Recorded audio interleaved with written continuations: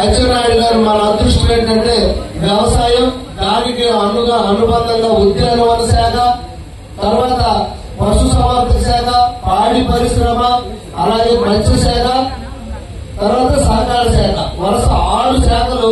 ఇవన్నీ మన జిల్లాకు ఉపయోగపడినవే.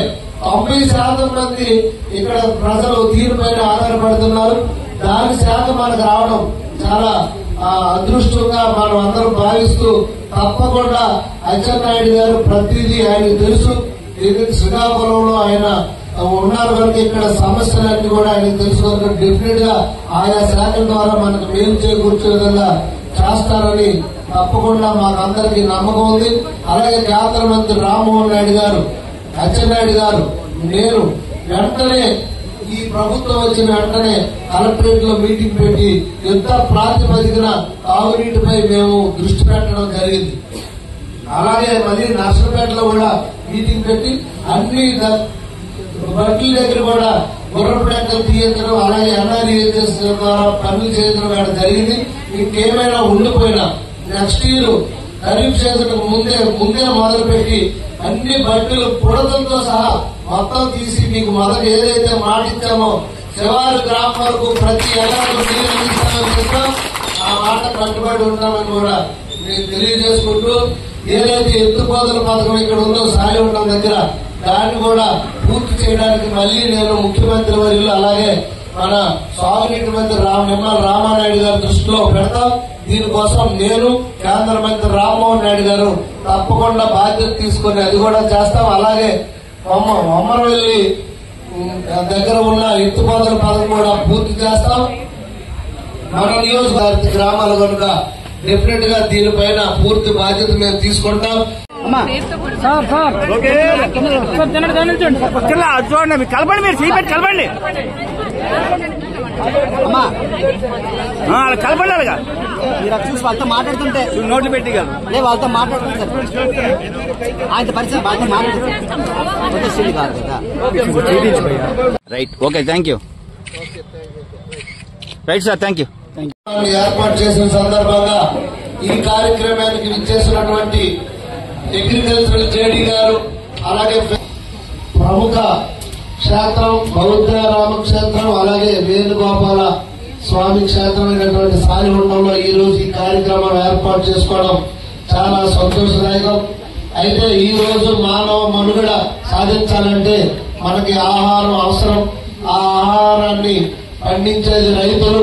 ఆ రైతుల యొక్క బాగోగులు చూసి వారు శుభ్రంగా ఉన్నప్పుడే మనందరి మనుగడ ఉంటుందని ఈ సందర్భం తెలియజేసుకుంటూ, అందుకే రాష్ట్ర ప్రభుత్వం ఎప్పుడు కూడా వ్యవసాయ రంగాన్ని ప్రతిష్టాత్మకంగా చంద్రబాబు నాయుడు గారు తీసుకుంటారు. అలాగే ఇప్పుడు కూడా గతంలో 2014-19లో పొలం పిలుస్తుందనే కార్యక్రమం ప్రవేశపెట్టి దాదాపు 3,58,000 గ్రామాల్లో సందర్శించి రైతులు సమస్యల్ని తెలుసుకోవడం జరిగింది. తదనంతరం ప్రభుత్వం పూర్తిగా దీన్ని పక్కన పెట్టడం జరిగింది.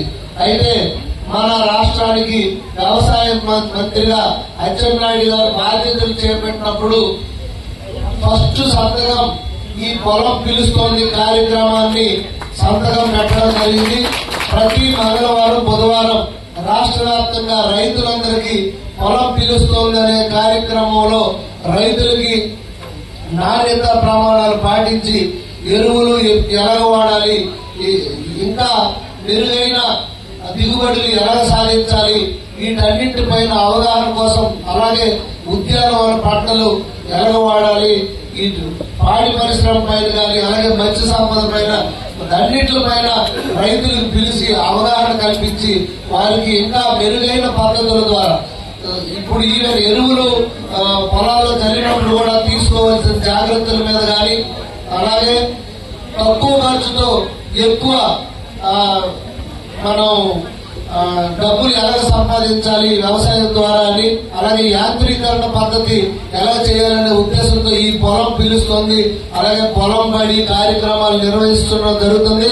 అలాగే రెండవ సంతకం గత 5 సంవత్సరాల్లో ఏ ఒక్క రైతుకి ఒక్క పనిముట్టు కూడా ఇచ్చిన పరిస్థితి లేదు. ఆ పరిస్థితుల్లో రెండవ సంతకం మొదటి ప్రాధాన్యత పొలం పిలుస్తుంది కార్యక్రమం. రెండవ సంతకం మంత్రివర్యులు అచ్చెన్నాయుడు గారు ఈ యాంత్రీకరణ పరికరాలని రైతులందరికీ మళ్లీ ఇచ్చే సబ్సిడీ ద్వారా ఇవ్వడానికి రెండవ సంతకం పెట్టారు. రాబోయే 2-3 నెలల్లో ఇప్పుడే జేడీ గారు చెప్పారు, మీకు ప్రతి ఒక్క రైతులకు కూడా యాంత్రీకరణ పద్ధతి ద్వారా వ్యవసాయం చేసుకోవడానికి మీకు పరికరాలు కూడా సబ్సిడీ ద్వారా ఇవ్వడం జరుగుతుందని నేను ఈ సందర్భంగా. అది ఎన్ని నెలలకు వస్తుంది? 100 డేసా? 9 ఉంటే వరి అయితే మాకు 4 months లో వస్తుంది. 9 months కింటన్నారంటే 25,000 30,000 వస్తాయి. మాకు కనీసం 15,000 20,000 3 నెలల్లో వరి ప్లస్ పెసర వస్తుంది. ఇంకోటి ఏంటంటే తంపర భూముల్లో నీరు ఉన్నందువల్ల నీటిలో వేయమంటారు. ఆ పక్క యూరియా వేస్తే ఆ యూరియా ఇందులోకి వస్తే ఒంటి చేపలు కూడా చనిపోయే అవకాశం ఉంది. అందుకు దీనిపైన మీరు పూర్తి అవగాహన రైతులు కల్పించాల్సిందిగా నేను డీడీ గారికి కోరుకుంటూ, ఇంకా ఏదైతే మనం ఈ ధాన్యం కొనుగోలు గతంలో ఎంపీపీ గారు చెప్పారు, ఎక్స్ఎంపీపీ గారు, ఇక్కడ తీసుకెళ్లి సాయవట్టం తీసుకెళ్లి కలిపట్నంలో అమ్మడం, కలిపట్నం వెళ్లి పూర్వం వెళ్ళి అమ్మడం కాకుండా మీకు రేపు పంట చేతికొచ్చిన వెంటనే మీకు దగ్గరున్న మిల్లులో మీరు అమ్ముకోవచ్చు.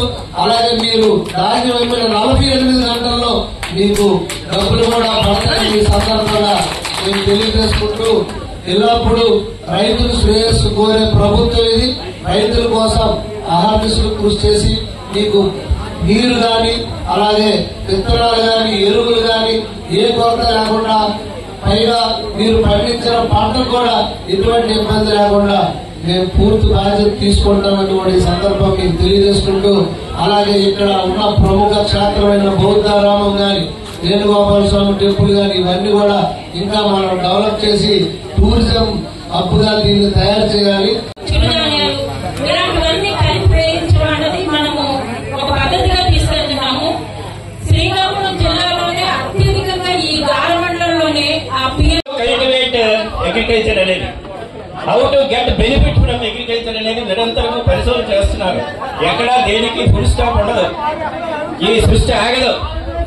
కాబట్టి ప్రకృతి మనకు సహకరించాలి, ప్రకృతి సహకరిస్తుంది, ప్రకృతిని కూడా మనం కాపాడుకోవాలి.